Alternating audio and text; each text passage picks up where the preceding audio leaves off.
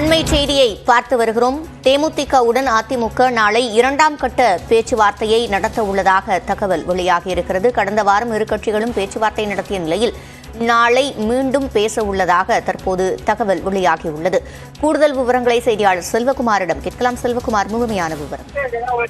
தேமுதிகவை பொறுத்தமட்டில் தேர்தல் கூட்டணியில் இடம்பெற வேண்டும், ஏதாவது ஒரு கட்சியில் இடம்பெற வேண்டும் என்ற ஒரு கடைசி நேர கட்டாயத்தில் இருந்து கொண்டிருக்கிறார்கள். பாஜக மற்றும் அதிமுக இரு தரப்பிலும் அவர்கள் பேசி வந்த நிலையில் கடந்த வாரம் அதிமுக நிர்வாகிகள் பெஞ்சமின், KP அன்பழகன், தங்கமணி, வேலுமணி ஆகியோர் திருமதி பிரேமலதாவை அவரது இல்லத்தில் சந்தித்து பேச்சுவார்த்தை நடத்தினார்கள். அப்போது 5 மக்களவை தொகுதிகளும் ஒரு மாநிலங்களவையும் தர வேண்டும் என்ற கோரிக்கையை பிரேமலதா வைத்திருந்தார்.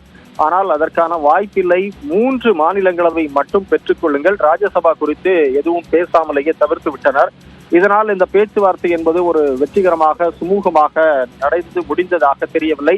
இதன் காரணமாக ஒரு இழுபறியை நீடித்து வந்த நிலையில் மீண்டும் நாளை அதிமுக நிர்வாகிகள் திருமதி பிரேமலதாவை சந்தித்து பேச இருக்கிறார்கள். அவர்கள் தரப்பில் அதிமுகவில் ஒரு கூட்டணி பலம் என்பது குறைவாக இருக்கிறது. எனவே தங்களுடைய கூட்டணியே ஒரு வலுவாக கூட்டணியாக காட்டிக் கொள்வதற்கு மற்ற கட்சிகளை இணைத்துக் கொள்ள வேண்டிய கட்டாயம் அதிமுகவுக்கு ஏற்பட்டிருக்கிறது. எனவே 3 இடங்கள் என்பதில் இருந்து சற்று அவர்கள் அதை மாற்றிக்கொண்டு ஒரு 4 இடங்கள் தருவதற்கு ஒப்புக்கொண்டுள்ளதாகவும் தெரிகிறது. இது குறித்து பிரேமலதாவை சந்தித்து பேச இருக்கிறார்கள். ஆனால் ராஜ்யசபா குறித்து எந்த முடிவும் எடுக்கப்படவில்லை.